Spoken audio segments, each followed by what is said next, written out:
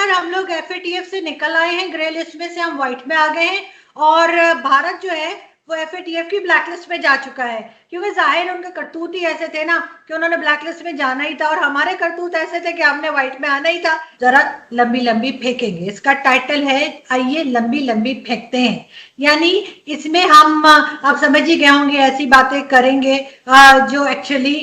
उलट होंगी उससे। मैंने ये भी सुना है कि इमरान खान साहब जो ट्वीट्स पे ट्वीट्स करते हैं, उनकी ट्वीट्स को पढ़ने के बाद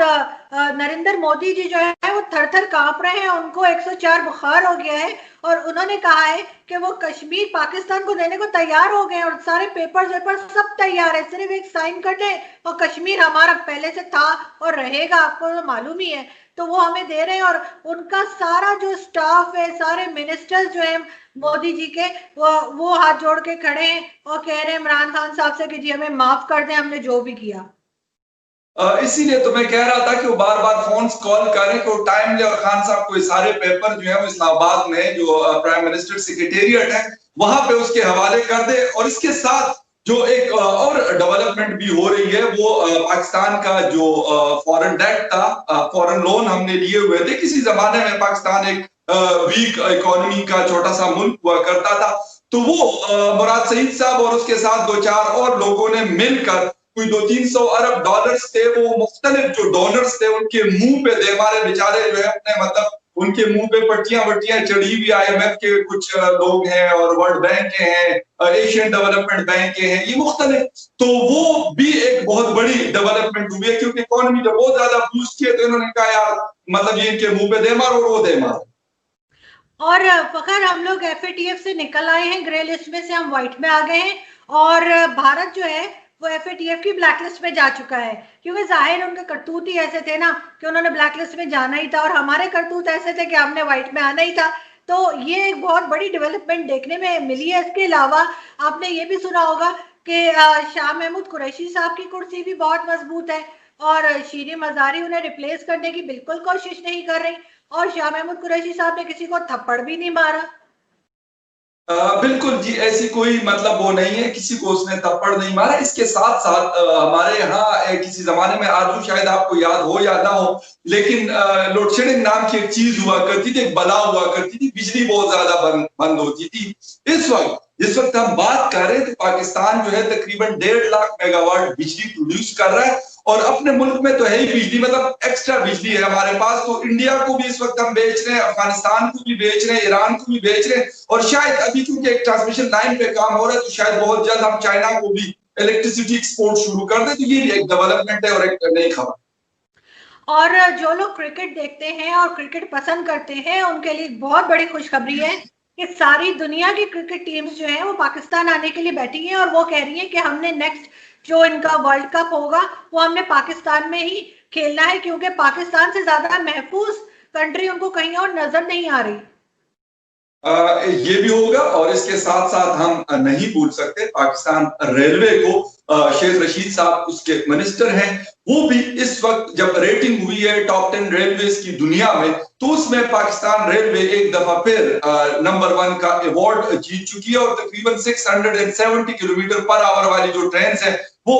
चलनी पाकिस्तान ने शुरू की। अभी दुनिया के किसी मुल्क में भी वो ट्रेन बुलेट ट्रेन नहीं है, तो वो भी एक बहुत बड़ी खबर है। और इसके साथ अगर आप इजाजत दें तो मैं एक और, हमारी एक एयरलाइन इंडिया ये हुआ करती थी, आपको याद होगा कि उसके पायलट्स को और इस एयरलाइन को किसी जमाने में बैन कर दिया गया था। अब वो एयरलाइन एमिरेट्स को, इत्तेहाद को, सिंगापुर एयरलाइन को, 4-5 एयरलाइन जो बड़ी एयरलाइन हुआ करती थी, टर्किश एयरलाइन, उसको वो खरीद चुकी है और तकरीबन कोई 500 मोर देन 500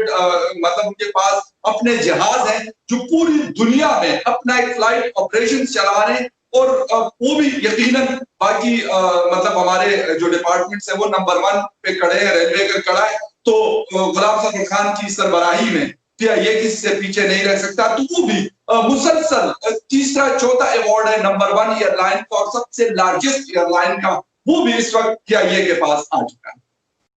बहुत शुक्रिया। और फखर आपको यकीनन याद होगा कि इस्लामाबाद में जो मंदिर बनने जा रहा था जिसके ऊपर बहुत शोर शराबा उठा था, तो वो मंदिर जो है वो तकरीबन ऑलमोस्ट कंप्लीट होने जा रहा है और बहुत जल्दी प्राइम मिनिस्टर जो है वो जाके इनॉग्रेशन करेंगे उसका। और इसके अलावा जो जो मंदिर कब्जा किए हुए थे पूरे पाकिस्तान में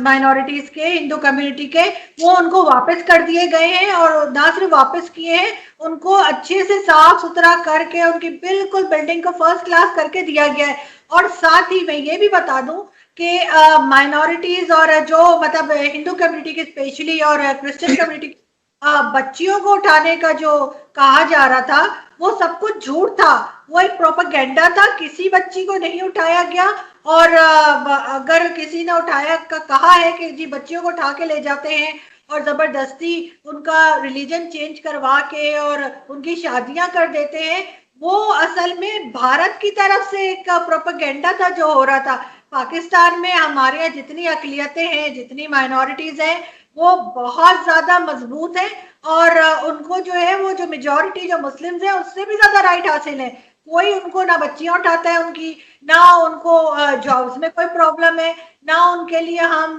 लोअर लेवल की जॉब्स रखते हैं और ना ही हम उनको सेकंड क्लास सिटीजन के तौर पे ट्रीट करते हैं। वो लोग यहाँ इतने खुश हैं कि वो सोच रहे हैं कि भारत से भी सारे हिंदुओं को इधर बुला लें। और फखर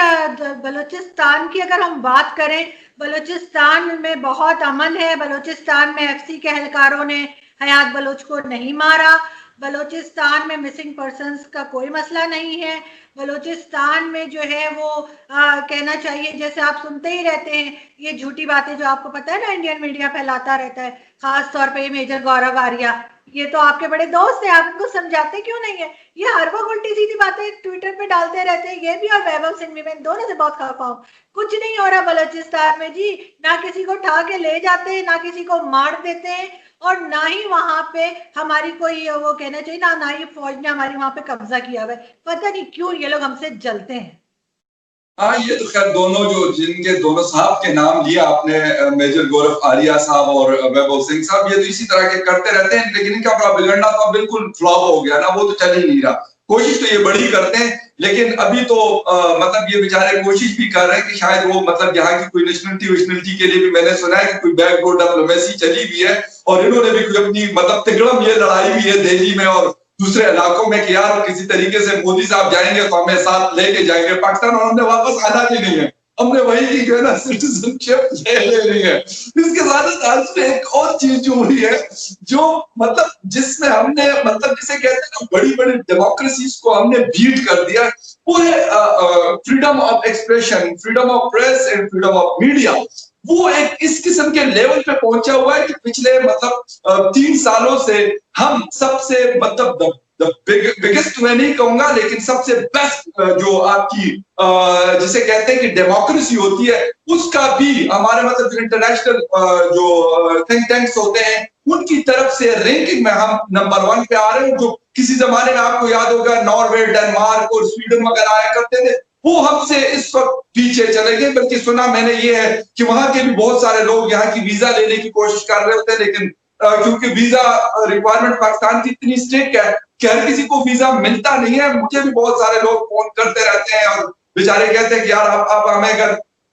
इन्विटेशन भेज दे तो शायद हमें फिर हफ्ता 10 दिनों का या 15 दिनों का वीजा मिल जाए। मेरे ख्याल में आपके भी दोस्त वगैरह रहते हैं दुनिया, अमेरिका, लंदन, यूरोप में और मुख्तलिफ कंट्रीज में, तो वो भी मेरे ख्याल आपसे भी रब्ता करते हैं। मुझसे तो काफी सारे मैंने उनको कहा हुआ है कि यार भाई इस वक्त हमारे पास बिल्कुल जिसे कहते हैं ना कि मतलब सिर्फ मतलब हाईली स्किल्ड जो लोग हैं उसको लिया जाता है, बाकी जो ये छोटे मोटे बेचारे जो आने वाले हैं वो उनके लिए कोई जगह फिलहाल नहीं है। But might be possible in near future, क्योंकि एक्सपेंड हो रही है चीजें, क्योंकि सीपैक आपको पता है कि जिस स्पीड से चल रहा है और मतलब जिस तरीके से मतलब वो चाइना को भी एक मतलब समझ नहीं आ रही कि अब हम करें तो क्या करें, क्योंकि वो उसकी इकोनॉमी के ऊपर भी हमने काफी हद तक कब्जा कर लिया है, वो मार्केट हमने कैप्चर कर ली है। और बाकी हिंदुस्तान की मार्केट तो है ही हमारी, क्योंकि वहां तो पाकिस्तान मेड है, पाकिस्तान के अलावा कोई और चीज कोई खरीदता ही नहीं है। इवन सब्जियां, आलू, गोभी और ये जितनी भी चीजें ये सब की सब हमसे, हमारे मुल्क से जो है वो लोग कर रहे हैं। और आपको याद है कि डेनमार्क किसी जमाने में डेयरी प्रोडक्ट में बहुत ज्यादा मतलब आगे हुआ करता था, अब वो सारी चीजें उनकी अपनी गाय बहन से लेकर ना वो पाकिस्तान आने की कोशिश कर रहे हैं, लेकिन यहाँ पे उनको न लाइसेंस मिल रहा है और न कुछ और, वो भी बड़ी मतलब कोशिश कर रहे हैं। मैंने 2-3 दिन पहले सुना था कि जो डेनिश एम्बेसडर है वो भी ट्राई कर रहे हैं कि यार किसी तरीके से पाकिस्तान में उनके जो लोग हैं और उनको मतलब कोई रोजगार और इस तरह की चीजें मिल जाए। तो ये साथ साथ ये भी बहुत बड़ी बड़ी डेवलपमेंट हो रही है। मेरा ख्याल हमारा प्रोग्राम लंबी लंबी छोड़ने के ऊपर है, तो कोई हर्ज नहीं है कि हम ये सारी एक चीज और फखर, आपने देखी होगी शायद कि आईफोन वालों ने जो है वो कहा है कि वो अपने कंपनी जो है उसका यहाँ पे वो इनॉग्रेशन कर रहे हैं और यहाँ से अब आईफोन बना करेंगे, क्योंकि जर्मनी और दूसरी जगह जहाँ से बन रहे हैं वहां से वो उनको उस तरह की जो है लेबर भी नहीं मिल रही है, पावर भी, और उस तरह की मटेरियल भी जो हमारे यहाँ आपको पता है कितना जबरदस्त हमने इस्लामाबाद एयरपोर्ट बनाया है। तो वो उसी तरह से उससे इस्लामाबाद एयरपोर्ट से असल में इम्प्रेस हो गए हैं वो। और पहले उन्होंने ये सब कुछ शायद इंडिया में भी करना था उन्होंने लॉन्च, और मेजर गौरव ने जो है वो एक ट्वीट भी लगाई थी, लेकिन बड़े अफसोस के साथ मुझे ये बताना पड़ रहा है कि वो मेजर गौरव की ट्वीट जो थी वो बेकार चली गई है, क्योंकि पाकिस्तान की इतनी शदीद तरक्की के बाद वो सारे प्लांट जो है वो उठ के पाकिस्तान में लगाए जा रहे हैं और इंडिया में नहीं होंगे। इसलिए इंडियंस जो हैं वो ये वीडियो देख के रोए मत प्लीज, हमें आपके साथ पूरी हमदर्दी है, लेकिन हम इसमें कुछ नहीं कर सकते अगर हमने इतनी तरक्की कर ली है तो। अगर आपको पता होगा कि हमारे पासपोर्ट की कितनी इज्जत है, हम जहां जाते हैं वहां पे हमें वीजा के बगैर ही कहते हैं आप पाकिस्तान से आए, प्लीज आइए आइए। सबा कमर जैसे लोग कितना झूठ बोलती हैं वो कि उनको अलग बिठा दिया था और उनको चेक किया और फिर जाने दिया और इंडियंस को जाने दिया पहले। ऐसा कभी नहीं होता, हमारे पासपोर्ट की बहुत इज्जत है। ये तो बहुत इज्जत की बात है अगर आपको एयरपोर्ट में वो 4-5 घंटे बिठाते हैं, ये मतलब बहुत कम लोगों को ये चीज नसीब होती है। बाकी सबको तो ऐसा पासपोर्ट देखते हैं और कहते हैं निकलिए, हमें तो बिठा के चाय पिलाते हैं, लित्तर नहीं, सॉरी बिस्किट खिलाते हैं और फिर हमें बाहर जाने देते हैं।